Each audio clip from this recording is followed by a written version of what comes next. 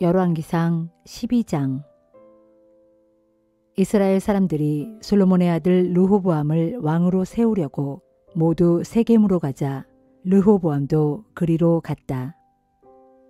당시 솔로몬 왕을 피하여 이집트의 피신에 있던 느밧의 아들 여로보암도 그 소식을 듣고 이집트에서 이스라엘로 돌아왔다. 이스라엘 사람들이 이집트로 사람을 보내 여로보암을 데려온 것이다. 여로보암은 이스라엘 사람들을 거느리고 르호보암에게로 가서 말했다. 왕의 아버지께서는 우리에게 아주 무거운 멍에를 지워주었습니다. 이제는 우리의 짐을 덜어 가볍게 해주십시오. 그러면 우리가 왕을 섬기겠습니다. 르호보암이 대답했다. 알겠소. 오늘은 일단 돌아갔다가 사흘 후에 다시 오도록 하시오. 이 말에 사람들이 모두 흩어졌다. 그 일을 놓고 르호보암 왕은 먼저 부왕 솔로몬을 섬기던 원로들과 의논했다. 내가 이 백성에게 무엇이라고 대답해야 좋겠소? 원로들이 대답했다. 왕께서 이 백성의 종이 되어 그들을 섬기고자 한다면 그들의 요구를 받아들이십시오. 그러면 그들이 평생토록 왕께 순종할 것입니다. 그러나 르호보암은 원로들의 충고를 받아들이지 않았다. 대신에 자신과 함께 자라고 자신을 받드는 젊은 신하들에게 조언을 구했다. 그대들은 어떻게 생각하시오? 나의 아버지께서 자신들에게 부과한 멍에를 덜어달라고 요구하는 이 사람들에게 내가 뭐라고 대답해야 좋겠소? 그러자 왕과 함께 자란 젊은 신하들이 대답했다. 왕께서는 멍에를 가볍게 해달라고 요구하는 그 사람들에게 이렇게 말씀하십시오. 내 새끼손가락이 내 아버지의 허리보다 더 굵다. 그러므로 나는 내 아버지가 너희에게 지워준 짐보다 더 무거운 짐을 지워주겠다. 내 아버지는 너희를 가죽 채찍으로 때렸지만 나는 쇠채찍으로 내리치겠다. 사흘 후 여로보암이 온 백성을 거느리고 르호보암을 찾아왔다. 왕은 그들에게 가혹한 말로 대답했다. 르호보암은 원로들의 좋은 조언을 무시하고 젊은 신하들의 악한 충고를 따랐다. 내 아버지가 너희에게 무거운 멍에를 지워주었지만 나는 그보다 더 무거운 멍에를 지워주겠다. 내 아버지는 가죽 채찍으로 너희를 때렸지만 나는 쇠채찍으로 너희를 내리치겠다. 이렇게 왕은 백성들의 호소를 들어주지 않았다. 일이 이렇게 뒤틀린 것은 주께서 그렇게 되도록 하셨기 때문이었다. 주께서는 앞서 실로의 예언자 아히야를 보내 느밧의 아들 여로보암에게 하신 말씀을 이루고자 하셨던 것이다. 르호보암 왕이 백성들의 요구사항을 들어주지 않자 그들은 왕을 향해 외쳤다. 이새의 아들 다윗에게서 우리가 받을 몫이 무엇이 있단 말이냐? 이스라엘 백성이여 모두 일어나 각자 집으로 돌아가자. 다윗이여 이제는 당신 집안이나 돌보아라. 이리하여 이스라엘 백성들은 각자 자기 집으로 돌아갔다. 하지만 유다의 여러 성읍에 살고 있는 백성들은 여전히 르호보암의 통치를 받았다. 르호보암은 북쪽 이스라엘 사람들을 진정시키려고 부역 감독관인 아도니람을 보냈다. 하지만 그들은 아도니람을 돌로 쳐 죽이고 말았다. 그러자 르호보암은 전차를 타고 몸을 피해 간신히 예루살렘으로 도망하였다. 이때로부터 이스라엘 지파들은 다윗 왕조를 거역하여 오늘날에 이르렀다. 여로보암이 이집트에서 돌아왔다는 소식이 온 이스라엘에 전해지자 이스라엘 사람들은 자기들만의 모임을 갖고 여로보암을 모셔다가 왕으로 추대했다. 그리하여 다윗 왕조를 섬기는 사람들은 이제 유다 지파 뿐이었다. 예루살렘으로 돌아온 르호보암은 유다의 모든 집안과 베냐민 지파에 소집령을 내려 군사 18만 명을 모았다. 이스라엘 지파의 가문들과 싸워 다시금 왕국을 솔로몬의 아들 르호보암에게로 돌리려고 했기 때문이다. 그러나 하나님께서 예언자 스마야에게 이런 말씀을 전하셨다. 너는 솔로몬의 아들 유다 왕 르호보암과 유다 지파 및 베냐민 지파 가문의 사람들과 그 밖의 여러 백성들에게 이와 같이 전하여라. 주께서 이렇게 말씀하셨다. 너희는 너희 형제인 이스라엘 자손과 싸우지 말라. 각자 자기 집으로 돌아가라. 그것이 내 뜻에 따르는 일이다. 그러자 그들은 모두 주의 말씀에 따라 각자 자기 집으로 돌아갔다. 여로보암은 에브라임의 산간지대에 있는 세겜을 요새화시킨 후에 거기에서 살다가 분우엘 성을 세우고는 그리로 옮겨갔다. 그때 여로보암의 마음에 이런 생각이 떠올랐다. 잘못하면 이 나라를 다시 다윗의 자손에게 빼앗기게 될지도 모를 일이다. 이 백성이 예루살렘에 있는 주의 성전에 제사를 드리러 다닌다면 그들의 마음이 다시 유다 왕 르호보암에게로 기울어지게 될 것이다. 그러면 그들은 나를 죽이고 르호보암을 다시 왕으로 섬기게 될 것이다. 그래서 여로보암은 신하들과 의논한 끝에 금송아지 2마리를 만들어 놓고 이스라엘 백성에게 말했다. 여러분이 제사를 드리러 예루살렘까지 올라간다는 것은 너무 번거로운 일입니다. 자, 여기를 보십시오. 여러분을 이집트에서 이끌어내신 여러분의 신이 여기에 있습니다. 그러고서 여로보암은 금송아지 하나는 남쪽 지역의 베델에 세워놓고 또 하나는 북쪽 지역의 단에 세워놓았다. 이는 분명 죄가 되는 일이었다. 그리하여 이스라엘 백성들은 저 멀리 단에까지 가서 금송아지를 섬겼다. 여로보암은 또 여러 높은 지대에 산당들을 짓고 게다가 레위 자손이 아닌 일반 지파 출신들을 제사장으로 임명하여 세웠다. 여로보암은 또 유다에서 행하는 절기를 본따서 8번째 달 15일을 축제일로 정하여 제단에 희생 제물을 바쳤다. 매년 그때가 되면 여로보암은 베델로 가서 자신이 만든 금송아지 앞에 제물을 바쳤다. 그는 또 베델에서 자신이 만든 산당에서 제사를 지낼 제사장들도 임명했다. 이처럼 여로보암은 자신이 제멋대로 정한 8번째 달 15일이면 자신이 세운 베델의 제단에 올라가 제물을 바쳤다. 그는 이스라엘 자손들이 지켜야 할 절기를 이렇게 정하고는 자기도 그 제단에 올라가 향을 피웠다.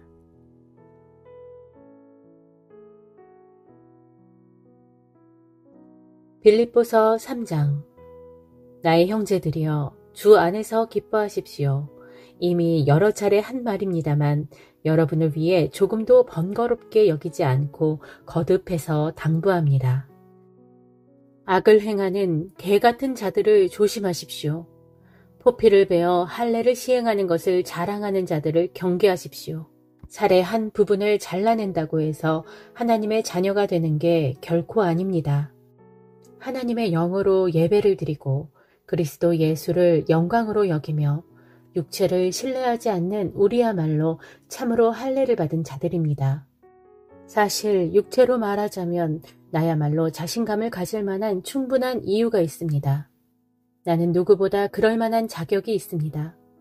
나는 태어난 지 8해 만에 할례를 받았고 이스라엘 민족 가운데 베냐민 지파 소속이요 히브리인 중에 히브리인이며 율법으로는 바리새파 사람이고 유대교의 열성으로는 그리스도의 교회를 심히 박해한 자요 율법의 의로 따지자면 아무 흠잡을 데가 없는 사람이었습니다. 그러나 나는 이전에 나에게 이루었던 것들을 이제는 그리스도 때문에 다 해로운 것으로 여기게 되었습니다. 이처럼 내가 이전의 모든 것들을 다 해로운 것으로 여기는 까닭은 참으로 내 주 그리스도 예수를 아는 지식이 가장 존귀하고 가치 있기 때문입니다. 그래서 나는 그리스도를 위해 모든 것을 버렸고 심지어 그것들을 쓰레기로 여기게 되었습니다. 그것은 내가 그리스도를 얻어 그분 안에서 살기 위해서였습니다. 그리하여 나는 율법에서 비롯된 나 자신의 의를 얻기 위해서가 아니라 그리스도를 믿는 믿음으로써 얻는 의, 곧 그 믿음에 기초하여 하나님께로부터 비롯되는 의를 얻으려고 합니다. 내가 원하는 것은 정녕 이것입니다. 즉, 그리스도를 바로 알고 그분의 부활의 능력을 체험하며 그분의 고난에 동참하고 그분의 죽음을 본받아 어떻게든지 나도 그분처럼 죽은 자들 가운데서 살아나는 부활에 이르는 것입니다. 하지만 내가 이 모든 것을 이미 얻었거나 또는 내가 이미 완전하게 된 것은 아닙니다. 다만 나는 그리스도 예수께 붙잡혔기 때문에 오로지 그 목적을 향해 힘써 달려갈 뿐입니다. 형제들이여, 나는 그것을 아직 붙잡았다고는 생각하지 않습니다. 다만 나는 뒤에 있는 것은 다 잊어버리고 앞에 있는 것을 붙잡음으로써 그리스도 예수 안에서 하나님께서 위로부터 나를 부르신 그 부르심의 상을 얻으려고 내 앞에 놓여있는 표대를 향해 날마다 달려갈 뿐입니다. 그러므로 누구든지 믿음이 성숙한 신자들은 모두 이와 같은 생각으로 살아가야 합니다. 만일 여러분이 무언가 나와 다른 생각을 갖고 있다면 하나님께서는 여러분에게 그것도 분명하게 보여주실 것입니다. 어쨌든 우리 각자가 어느 단계까지 이르렀던지 모두들 자신의 단계에 맞추어 그대로 계속 그 길을 쫓아가도록 합시다. 형제들이여, 여러분은 다 함께 나의 본보기를 따르십시오. 그리고 여러분이 우리를 본받는 것처럼 또한 우리가 여러분에게 제시한 본보기를 따라 살아가고 있는 사람들을 눈여겨보십시오.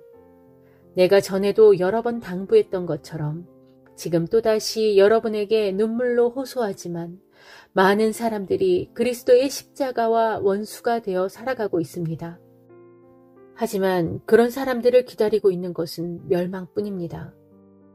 그런 사람들은 자신들의 배를 하나님인 양 여기고 자신들의 수치를 도리어 영광으로 알며 또 마음속에 생각하는 것이라고는 오로지 땅의 일, 곧 세상적인 일뿐입니다. 그러나 우리의 시민권은 하늘에 있습니다. 우리는 거기 하늘로부터 장차 오실 우리의 구원자, 곧 주 예수 그리스도를 간절히 기다리고 있습니다. 그때에 예수 그리스도께서는 온 세상 만물을 복종시킬 수 있는 놀라운 권능으로 우리의 비천한 몸을 변화시키셔서 자신의 영광스러운 몸과 같은 형상으로 변화시켜 주실 것입니다.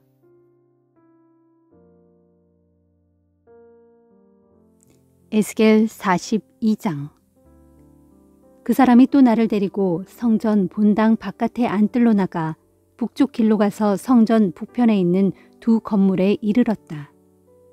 두 건물 가운데 하나는 성전 본당의 작은 골방들 앞들을 향하고 있었고 다른 하나는 성전 본당의 북쪽 벽을 향하고 있었다. 그 사람이 이 건물들의 크기를 재니 길이는 100규빗이었고 너비는 50규빗이었다. 또 이 건물들의 출입구문은 북쪽을 향하고 있었다. 이 건물들은 3층으로 이루어져 있었고 방들이 두 줄로 쭉 늘어서 있었으며 모든 방들 앞에는 복도용 발코니가 있었다. 두 줄로 늘어선 방들 가운데 한 줄은 20규빗 되는 성전 안뜰을 향하여 있었고 다른 한 줄은 바깥들의 얇은 돌이 깔린 곳을 향하고 있었다. 또 그 두 줄의 방들 사이에는 통로가 있었는데 그 너비가 10규빗이었고 그 길이가 100규빗이었다. 그리고 그 문들은 다 북쪽으로 나 있었다. 3층으로 된 이 건물에서 맨 위층인 3층의 방들은 다른 1층과 2층의 방들에 비해 가장 좁았는데 그것은 각 층마다 나 있는 복도용 발코니들 때문에 위층으로 올라갈수록 그 너비가 점차 좁아졌기 때문이다. 비록 방들이 3층으로 되어 있었지만 이 건물은 뜰에 있는 다른 건물들처럼 기둥으로 받쳐져 있지 않고 기둥 없이 계단식 구조도 지어졌기 때문에 맨 위층이 가장 아래층이나 가운데층보다 더욱 좁아졌던 것이다. 두 건물 가운데 한 건물의 바깥담, 곧 바깥들 쪽으로는 이 방들과 나란히 길이 50규빗 되는 바깥담이 있었다. 바깥들로 향한 이 방들의 전체 길이는 50규빗이었고 성전 쪽을 향한 방들의 전체 길이는 100규빗이었다. 그리고 이 방들의 맨 아래층에는 동쪽으로 나 있는 출입구가 있었는데 이 출입구는 곧 바깥들에서 들어가는 문이었다. 성전의 남편에도 북편과 똑같이 두 개의 건물이 있었는데 하나는 성전 본당의 작은 골방들 앞들을 향하고 있었고 다른 하나는 성전 본당의 남쪽 벽을 향하고 있었다. 이 건물들도 북편 건물들과 똑같이 각 건물마다 방들이 두 줄로 쭉 늘어서 있었고 방들 사이에는 통로가 있었다. 모든 구조는 북편과 똑같았다. 곧 통로의 너비와 길이 및 각 방들의 크기 그리고 출입구나 문들의 모양이나 구조가 북편 건물에 있는 것들과 똑같았다. 이 남편 건물의 방들에도 출입하는 문이 있었는데 북편 건물의 방들과 똑같이 동쪽으로 나 있었다. 그때 나를 안내하던 그 사람이 내게 일러주었다. 성전 뜰 앞에 있는 이 남쪽 방들과 북쪽 방들은 거룩한 방이다. 이 방들은 주를 가까이 하는 제사장들이 지극히 거룩한 음식을 먹는 곳이고 또한 지극히 거룩한 제물인 소제와 속죄죄와 속건제의 제물을 두는 곳이다. 그래서 이 방들은 거룩한 방이다. 또 제사장들이 입는 옷은 거룩한 옷이므로 제사장들이 성소에 들어가 주를 가까이 하고 나올 때에는 곧바로 바깥들로 나가지 못하고 주를 섬길 때 입었던 그 옷을 반드시 이 거룩한 방에 벗어두어야 한다. 그런 뒤 다른 일반 옷으로 갈아입고서 백성들이 모여있는 바깥들로 나가야 한다. 나를 안내하던 그 사람이 성전 내부 구역의 모든 측량을 마친 뒤 나를 데리고 성전의 동쪽 문을 통과하여 밖으로 나와서는 성전 전체를 둘러싸고 있는 사면 담을 쟀다. 그 사람이 자기가 사용하는 그 장대로 성전 구역의 동편 담을 재니 그 길이가 500규빗이었다. 또 그 장대로 북편 담을 재니 북편 담도 500규빗이었고 또 그 장대로 남편 담을 재니 남편 담도 500규빗이었으며 또 그 사람이 서쪽으로 가서 자신의 장대로 서편 담을 재니 서편 담도 500규빗이었다. 이와 같이 그 사람이 성전 구역의 사면 담을 재니 그 사면 담의 길이와 너비가 각각 500규빗이었다. 이 담은 안쪽의 거룩한 곳과 바깥쪽의 속된 곳을 구별하는 담이었다. 시편 94편. 주여, 주님은 복수하시는 하나님이십니다. 복수하시는 하나님이시여, 주의 공의로운 빛을 비추소서. 세상을 심판하시는 주님, 일어나소서. 일어나셔서 오만한 자들이 받아야 할 마땅한 징벌을 베푸소서. 주여, 언제까지입니까? 언제까지 저 악한 자들이 승리의 환호성을 지르도록 그냥 내버려 두시렵니까? 저들은 거만한 말을 함부로 내뱉고 악을 일삼으면서도 그것을 뽐내고 다닙니다.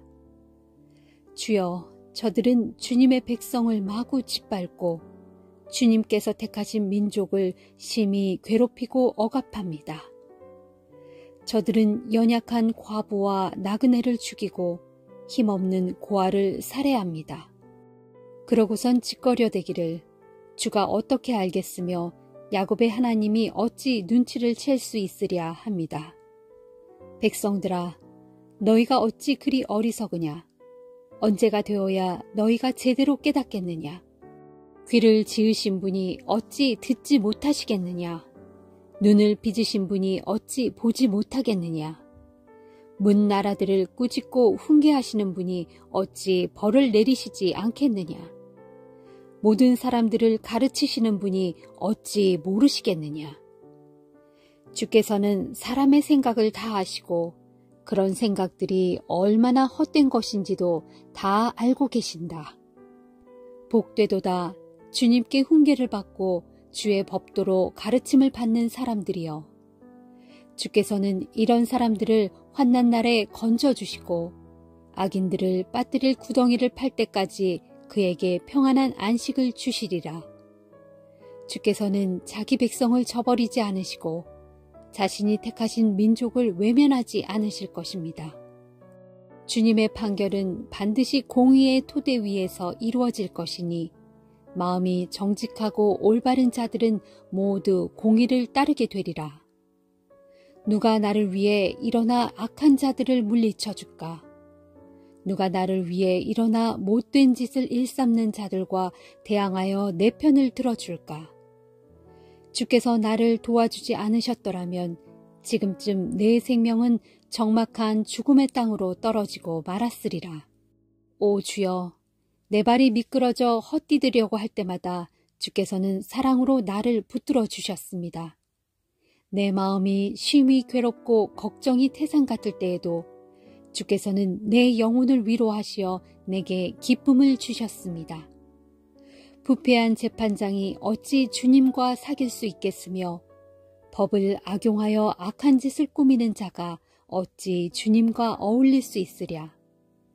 저들은 끼리끼리 모여서 의로운 자를 해칠 궁리나 꾸미고 죄 없는 사람들에게 사형 선고를 내립니다. 그러나 오직 주님은 나의 견고한 요새가 되셨고 내 하나님께서는 내가 믿고 의지할 반석이 되셨습니다. 주께서는 저들이 지은 죄악을 저들에게 그대로 되갚으시고 저들의 악함으로 인해 저들을 완전히 멸망시키실 것입니다. 주 우리 하나님께서 저들을 모조리 없애버리실 것입니다.